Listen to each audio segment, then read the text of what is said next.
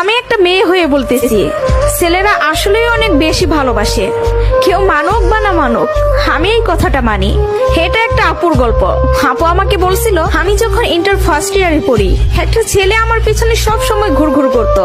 আমি যেখানেই যেতাম ও ঠিক আমার পিছনেই থাকতো। আমরা একই মহল্লাতে থাকতাম। সেই ছোটবেলা থেকে আমি ওকে দেখতেছি।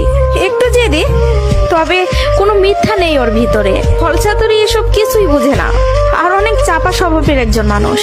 কষ্ট হলেও মুখ থেকে কোনো কথা বের করে না। ওই যে একটা কথা আছে না, বুক ফাটে তো মুখ ফুটে না। এমনকি আমি যখন ওকে দাঁড় করাই বলতাম, কিছু বলবেন, ও বলতো না কিছু না। একদিন আমিও ওকে প্রপোজ করলাম আর বললাম, আপনাকে দিয়ে কিছু হবে না, আমি সারাটা জীবন আপনার সাথে থাকতে চাই, আপনার বউ হতে চাই আমি।